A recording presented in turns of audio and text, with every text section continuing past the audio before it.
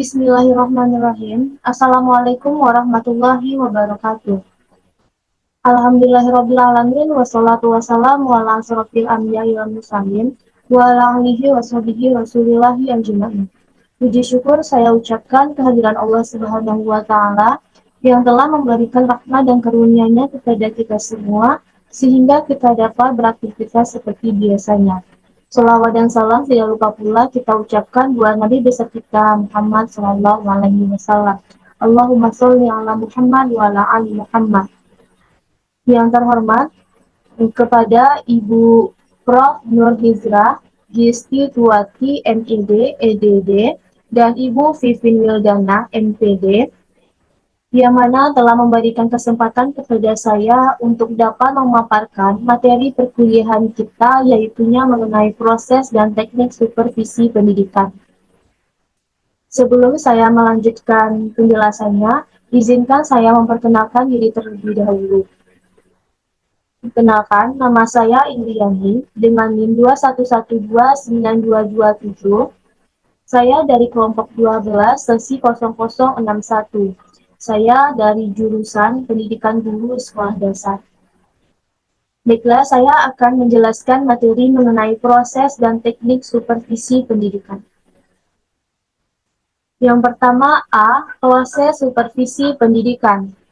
Menurut RIFAI tahun 1982, supervisi merupakan suatu proses yang terjadi dari serangkaian kegiatan yang diatur secara teratur dan berhubungan satu sama lain dengan tujuan yang jelas. Proses supervisi dilakukan secara berurutan dan terarah, sehingga dapat membantu meningkatkan kualitas dan efektivitas sistem pendidikan. Oleh karena itu, pengawas pendidikan atau supervisor harus memahami dan mengikuti tahapan supervisi dengan baik untuk memastikan keberhasilan program supervisi. Kegiatan atau proses supervisi pendidikan meliputi 4 proses, yaitunya ada proses perencanaan, yang kedua proses pelaksanaan, yang ketiga proses evaluasi, dan yang terakhir ada proses tindak lanjut. Yang pertama, proses perencanaan. Perencanaan adalah suatu proses pemikiran dan penentuan keputusan yang dilakukan sebelum melaksanakan suatu kegiatan atau program. Dapat dikatakan perencanaan ini merupakan pedoman atau arah dalam pelaksanaan. Perencanaan supervisi perlu disusun oleh supervisor agar pelaksanaan supervisi dapat terarah. Dalam proses perencanaan ini, terdapat 2 tahapan, yaitunya tahap penyusunan dan tahap persiapan. Pada tahap penyusunan ini terdapat penyusunan program tahunan dan penyusunan program semesteran. Penyusunan program tahunan adalah bersifat penugasan yang diberikan kepada pengawas sekolah yang bersangkutan sesuai dengan kewenangannya oleh koordinator pengawas sekolah. Sedangkan penyusunan program semesteran adalah program semesteran pengawasan sekolah disusun oleh masing-masing pengawas sekolah. Program ini berisi pengawasan seluruh sekolah yang menjadi tanggung jawabnya.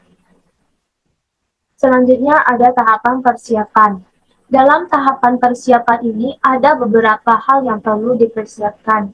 Yang pertama, format atau instrumen supervisi. Yang kedua, materi pembinaan. Yang ketiga, buku catatan. Yang keempat, ada data supervisi atau pembinaan sebelumnya. Proses pelaksanaan. Pelaksanaan adalah tahap di mana kegiatan atau program yang telah direncanakan dilaksanakan sesuai dengan rencana yang telah dibuat. Dalam proses pelaksanaan ini, ada beberapa tahap yang harus dilalui, yaitu yang pertama pengumpulan data. Proses supervisi diawali dengan pengumpulan data untuk menemukan berbagai kekurangan dan kelemahan guru. Data yang dikumpulkan adalah mengenai keseluruhan situasi belajar mengajar. Selanjutnya ada penilaian. Setelah data terkumpul, data tersebut akan diproses dan dievaluasi untuk menilai keberhasilan dalam proses belajar mengajar. Dalam penilaian tersebut, data yang telah dikumpulkan akan dianalisis dan dinilai untuk mengetahui sejauh mana pencapaian tujuan dalam proses belajar mengajar serta faktor-faktor yang mempengaruhi keberhasilannya. Selanjutnya ada tahapan deteksi kelemahan. Pada tahap ini, supervisor melakukan pendekatan terhadap kelemahan atau kekurangan yang dimiliki oleh guru dalam proses belajar mengajar. Selanjutnya ada tahapan memperbaiki kelemahan. Jika melalui deteksi ditemukan adanya kelemahan atau kekurangan, maka pada tahap ini dilakukan upaya untuk memperbaiki atau meningkatkan kemampuan guru tersebut. Selanjutnya yang terakhir ada tahapan bimbingan dan pengembangan. Dalam pelaksanaan supervisi, supervisor harus memberikan bimbingan kepada guru agar guru dapat mengaplikasikan apa yang telah diperoleh dalam proses belajar mengajar. Bimbingan dan pengembang ini dapat dilakukan melalui kunjungan kelas, pertemuan pribadi, observasi, diskusi, dalam rangka menggunakan teknik supervisi. Proses selanjutnya yaitunya ada proses evaluasi. Pada tahap akhir pelaksanaan supervisi, dilakukan evaluasi untuk mengevaluasi pencapaian tujuan, tindakan yang sudah dilakukan dan tindakan yang belum dilakukan. Evaluasi supervisi meliputi evaluasi aspek hasil, proses, dan pelaksanaan. Beberapa teknik evaluasi yang digunakan meliputi wawancara, angket, observasi terhadap penampilan dan tingkah laku guru, kunjungan kelas, serta memperhatikan tanggapan dan pendapat pihak ketiga seperti sesama guru, pegawai, dan orang tua. Proses supervisi pendidikan yang terakhir yaitunya ada proses tindak lanjut. Proses tindak lanjut adalah tahap akhir dari pengawasan proses pembelajaran. Tahap ini mencakup penjelasan, rekomendasi, dan pelaksanaan tingkatan yang diberikan oleh pengawas atau kepala satuan pendidikan terhadap guru yang menjadi sasaran pengawasan. Ada 3 alternatif yang diberikan terhadap pendidik. Ketiga tindak lanjut itu adalah yang pertama, penguatan dan penghargaan diberikan kepada guru yang telah memenuhi standar. Yang kedua, ada teguran yang bersifat mendidik diberikan kepada guru yang belum memenuhi standar. Yang ketiga, yaitunya guru diberikan kesempatan untuk mengikuti pelatihan dan penataran lebih lanjut. Selanjutnya kita akan membahas mengenai teknik supervisi pendidikan. Teknik supervisi pendidikan ini merupakan alat yang digunakan oleh supervisor untuk mencapai tujuan supervisi itu sendiri, yang pada akhirnya dapat dilakukan perbaikan pengajaran yang sesuai dengan situasi dan kondisi. Dalam pelaksanaan supervisi pendidikan, sebagai supervisor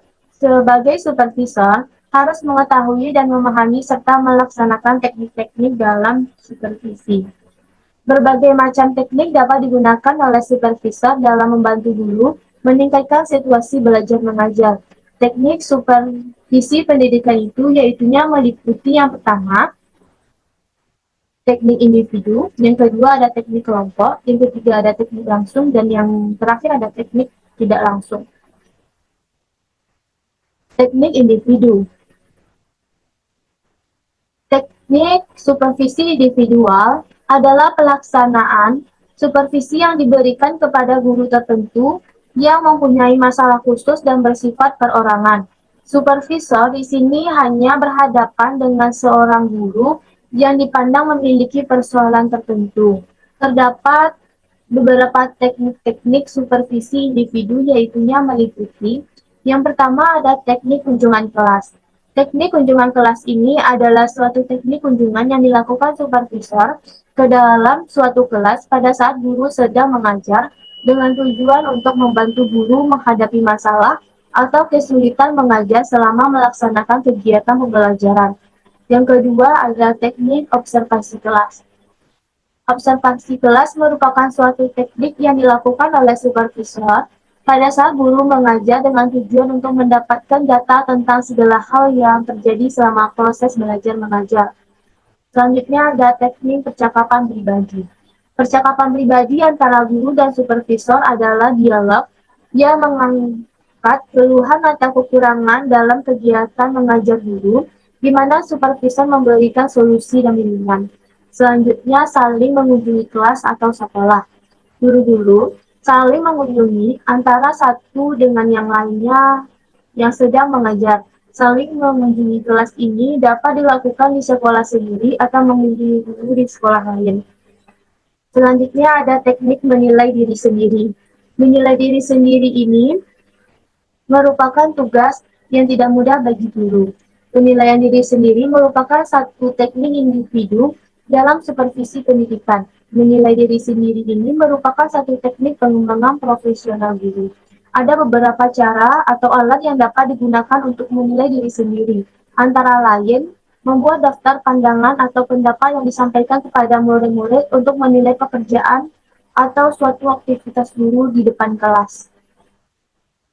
Selanjutnya ada teknik kelompok. Teknik supervisi kelompok merupakan teknik-teknik yang dilaksanakan bersama-sama oleh supervisor dengan sejumlah guru dalam satu kelompok. Adapun teknik dari supervisi yang bersifat kelompok yaitu yang meliputi 1.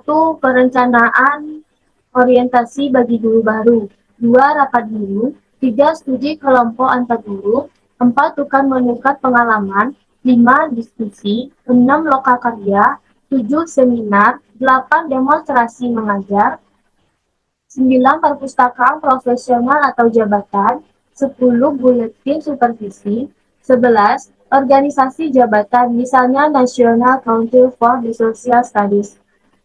Yang ke-13 ada laboratorium kurikulum. Selanjutnya, teknik supervisi pendidikan yang ketiga ada teknik langsung. Teknik langsung adalah seorang supervisi secara pribadi dan langsung berhadapan dengan orang yang disupervisi, baik secara individual maupun kelompok. Contohnya seperti kunjungan kelas, observasi kelas, pertemuan atau rapat, diskusi kelompok. Dan yang terakhir ada teknik tindak lanjut. Teknik tindak lanjut adalah seorang supervisor tidak secara langsung menghadapi atau berhadapan dengan orang-orang yang disupervisi tetapi mempergunakan berbagai alat atau media komunikasi. Contohnya seperti melalui radio, televisi, surat, dan papan pengumuman. Baiklah, mungkin hanya sekian pemaparan materi mengenai proses dan teknik supervisi pendidikan yang dapat saya jelaskan. Terlebih dan terkurangnya saya mohon maaf. Saya akhiri dengan wassalamualaikum warahmatullahi wabarakatuh.